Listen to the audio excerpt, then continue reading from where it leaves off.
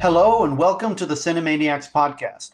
I'm your host, Chris Reed, editor at Film Festival Today, lead critic at Hammer to Nail, and chair of the Department of Film and Moving Image at Stevenson University. On today's show, we're going to talk about our favorite films of the year, as well as what might have a chance to win some awards.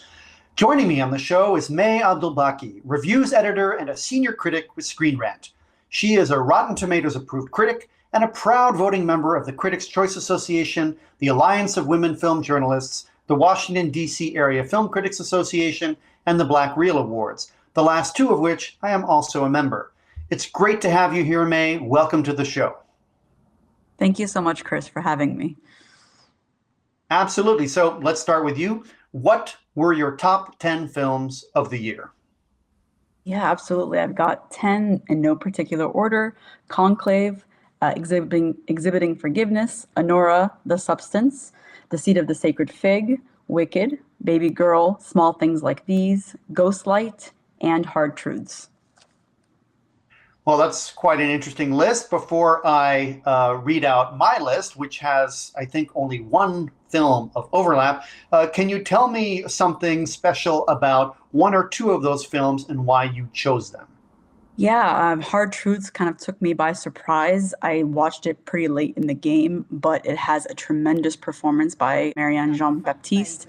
And I think that the themes of the film really hit home for me, thinking about my family personally and just everything that the film is trying to showcase. And it's just a really difficult role with a really hard to like woman who you end up really rooting for. And that really spoke to me. And Small Things Like These is one of those really quiet films where you don't really know where it's going, and then you do, but you're sort of waiting it out. And I think that it's just a fantastic adaptation of the book that it's based on, and Cillian Murphy is excellent in it, and it's just one of those films that sticks with you long after you've seen it, and it really gives you this feeling that there is good in the world. Yeah, I really agree with you about the performance of Marianne Jean-Baptiste in Hard Truths, and also agree with everything you said about Small Things Like These, which we talked about a little bit on our last episode of this show, since I saw it at the Middleburg Film Festival, and that was the subject of our last show. So here's my top 10, and I should say that I usually make a top 10 of fiction or narrative films and a top 10 of documentary films. So what I've done here is I've taken 5 from each, not entirely randomly, but there could have been some other films on here, such as Small Things Like These. But here is my list for now. For fiction, I have these 5 films in alphabetical order. All We Imagine as Light, Conclave, that's our area of overlap, Memoir of a Snail, Night Bitch, and Sing Sing. And then the 5 I chose from my top 10 documentary list are Superman, the Christopher Reeve Story, and we have an interview at the end of this podcast with one of the 2 co-directors of that film, Billy and Molly, An Otter Love Story, Dahomey, Every Little Thing, and She Looks Like Me. Have you seen any of those films, Mae, that were not on your top 10 lists? That are not on my top 10 list. I haven't seen Memoir of a Snail, but I really do want to see it. And like you said, these lists, they change with time. But I think the overlap that we do have, Conclave is perhaps my favorite of all the ones you mentioned. Well, I'm going to just explain briefly why I like a couple of these. I'm going to talk about Superman, the Christopher Reeve Story, as an intro to that interview. But Billy and Molly, An Otter Love Story, is this absolutely beautiful film that everyone can watch right now on Disney Plus because it's a National Geographic film, and it's set in the Shetland Islands of Scotland, the northernmost territory of the United Kingdom, and it follows a river otter that is rescued as a young pup. She is Molly, and the rescuer is Billy, and it's sort of this love story, but a love story between a parent and a child. It's also a love story between Billy and his wife Susan. It's gorgeously photographed. I highly recommend it.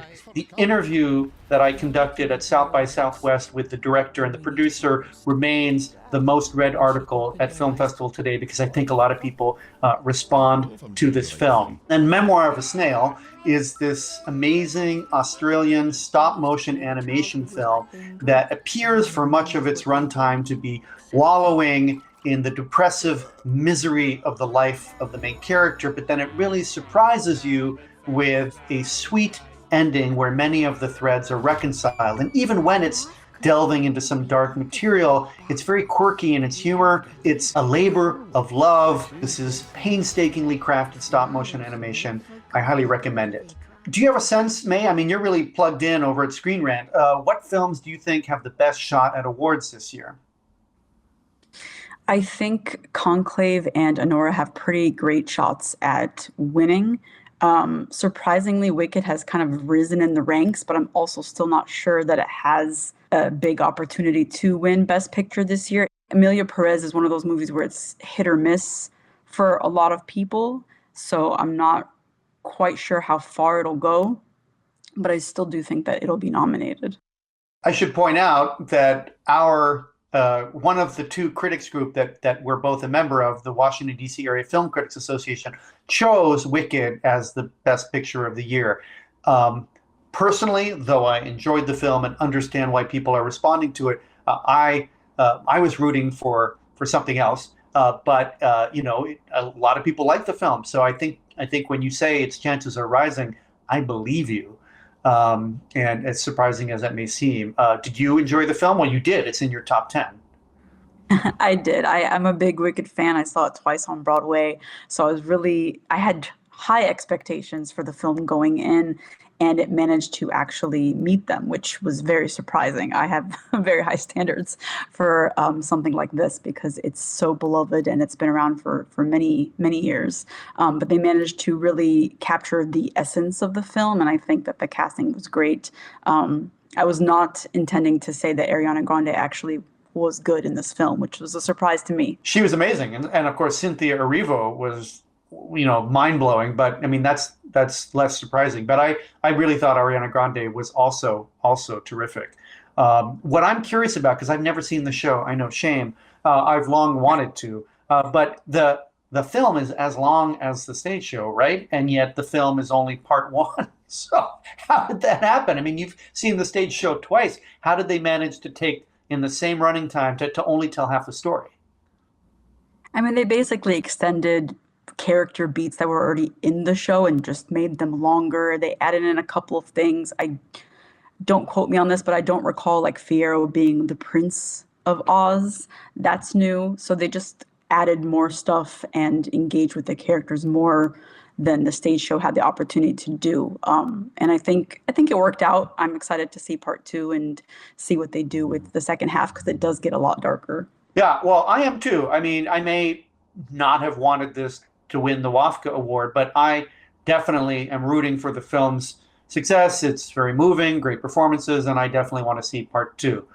So we'll see what happens, and we'll see if it does continue to show legs and maybe win something. So I want to thank you for being on the show and for sharing your thoughts about your favorite films of the year, Mae. It's been great. Of course. Thank you so much for having me, Chris. Next up, I'd like to share my recent interview with Peter Ettedgui, one of the co-directors of a film that was in my top 10, Superman, the Christopher Reeve Story. The documentary chronicles the highs and lows of actor Christopher Reeve's life, including both before and after the tragic 1995 horse riding accident that paralyzed him from the neck down. It includes poignant interviews with Reeve's 3 children and ample footage from his movies. Especially moving are the moments with wife Dana, who also died in 2006, leaving their son Will orphaned. Expect tears, but also joy. It's quite the cinematic feat. Peter, thank you so much for joining me. Welcome to CineManiax. Before I ask about how you came to make this movie, I want to start by asking you about the recurring image within the film of the twisted body of Christopher Reeve as Superman turning in the cosmos, surrounded by tendrils of kryptonite. When and how did you land on that as a visual motif?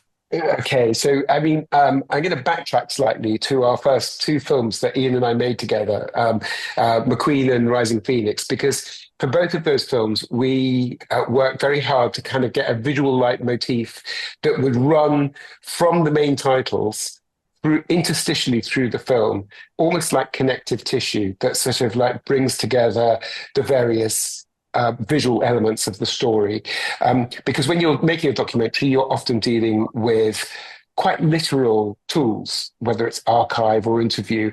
And we always seek to try and find something that works on a kind of a metaphorical and more visual level that takes you into a space where you can almost reflect as well on what you're seeing in the archive and hearing in the interviews. So that's been something that we have striven to do in all our films. And with this one, when we started thinking about the film, we were very interested in the idea of a statue because there's something sort of like obviously heroic, but also the fact that a body is seized in stone. It's a form of entrapment.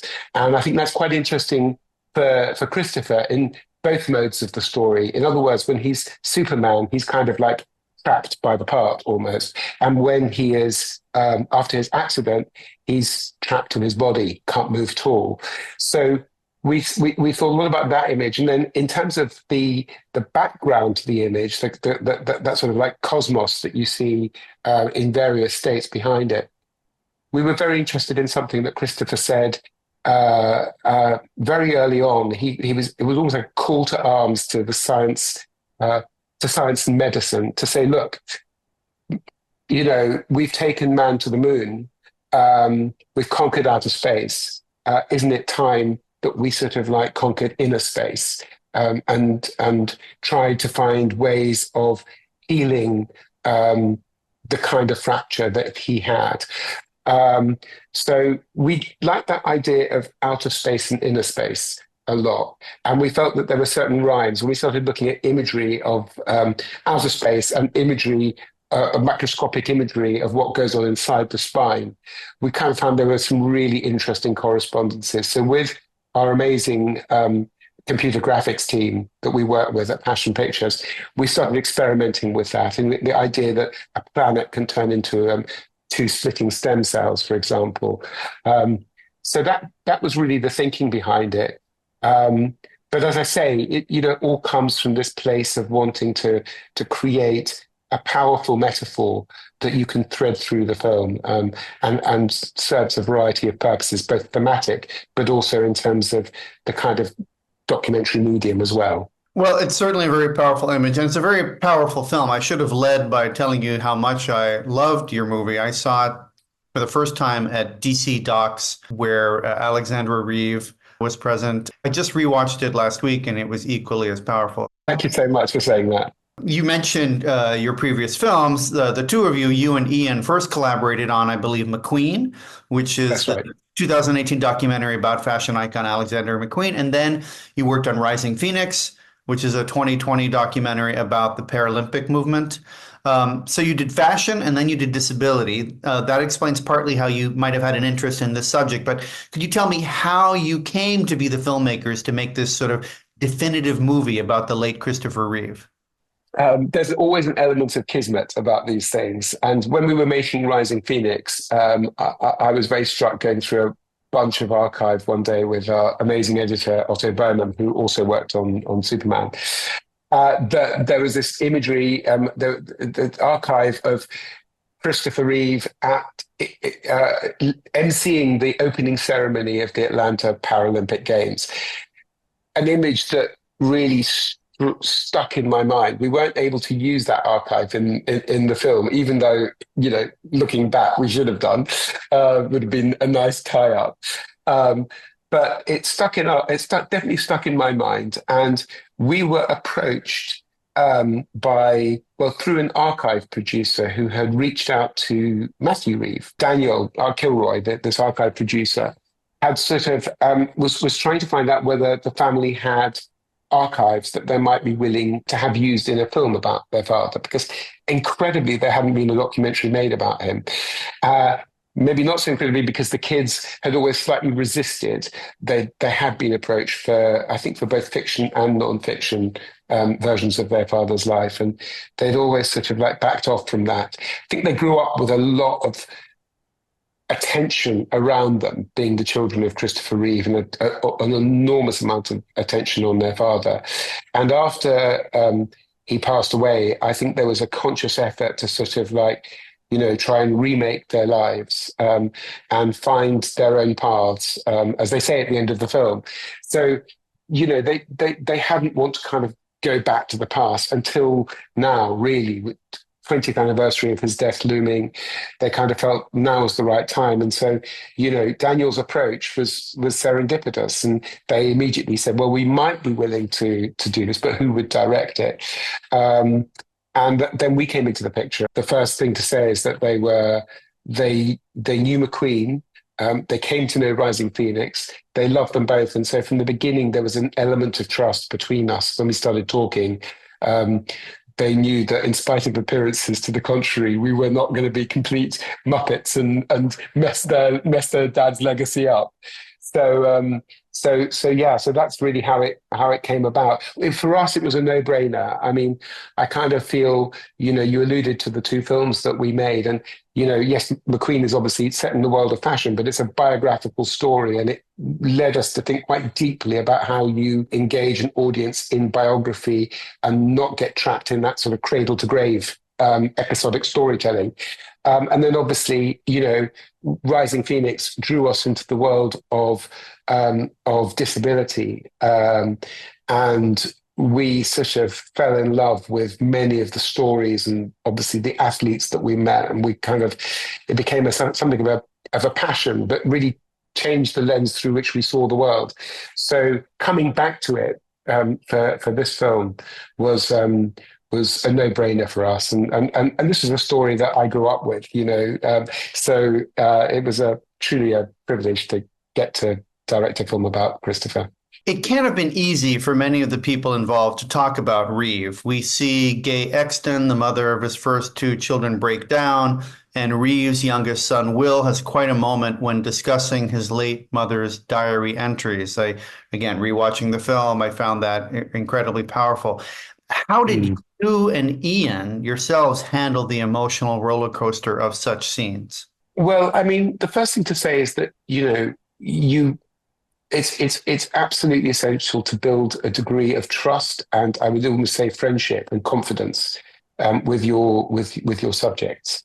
So that when you come to do the interview, it's a safe space. There is not a problem in revealing how you truly feel about something. We always encourage that anyway, but we also make sure that our whether it's Will or Gay, or in fact anyone on the film, that they all feel that it's a safe place and they can confide in us and in the audience.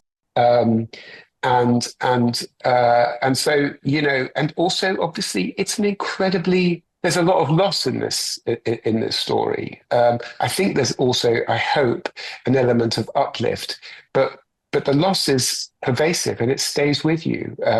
And for Gay, it was all too clear from us from the first time we actually met her, well before the interview, that there was still, a deep love that she had for Christopher. And with Will, who seems like the most confident, eloquent young man, it became clear that, he was still very much working on the process of grieving. It's something that has accompanied him through his life. And, because he lost not only his father, but his mother and his grandparents in a very, condensed period of time. So we knew that there was going to be a lot of emotion in the room. We're careful about it. With Gay, you see the first few seconds when she breaks down, and we cut camera at that point. With Will, he was fearless about it. There was no problem. No, he would have hated us to cut. And I love the fact that they were so able to feel so comfortable and so candid in the interviews. And there were a lot of tears, not just on that side of the camera, but also on our side of the camera. Yeah. So I think I have time for just one more question. I want to give a shout out to your composer, Ilan Ashkari, who's done such an amazing job here. Amazing. And he has an incredible variety of movies before this, including Layer Cake, Kick-Ass of all films, Austenland, Alan Partridge, The White Crow, etc. What instructions did you give him? I find the score extremely evocative in the best possible way. We worked with Ilan on a television series called Kingdom of Dreams a couple of years ago. And we knew both how versatile he is, but also how able he is with melody. And we felt that the score needed to have a classical component, not least of all because it has to, in some respect, work dovetail with John Williams' amazing Superman score. So, when we started talking about the film, we talked a lot about Christopher's character and his home life and the archive in which we see him play the piano. And Ilan's first attempt was really to sort of organize a score, a melody around the piano. But we felt that wasn't quite strong enough. And actually, the film could take something, because it's quite epic in its emotional scale, it could take something that was more orchestral and that counterpointed Williams kind of more obviously and used French horn, which is a heroic instrument in the orchestra, and the harp, which is the most fragile instrument, and to us sort of represented the spinal column almost. And strings, and it was just, once he felt encouraged by us to go that route, he really sort of he came up almost immediately with that theme that we hear throughout the film. I mean, there's several different themes and motifs in the film, but that central theme, which is Christopher's theme, is he came up with, and he built with sampled instruments. He built a really powerful, and didn't change after that. I mean, we just all fell in love with it. Well, it's a really powerful score for a really powerful film. I want to thank you so much for talking to me, Peter. It's an honor. A pleasure. Thank you very much indeed, and thank you for the questions. Superman, the Christopher Reeve Story, is such a beautiful film, and I'm grateful to Peter Ettedgui for the conversation. You can read the transcript of the interview at Film Festival today. If you're curious about any of the films that we discussed on this show, be sure to check them out in theaters or via your streamers. You can read my film reviews at Film Festival Today and Hammer to Nail by checking out Chris Reed Film on Instagram. For the CineManiax podcast, I'm your host, Chris Reed. Thanks for joining us, and I'll see you at the movies.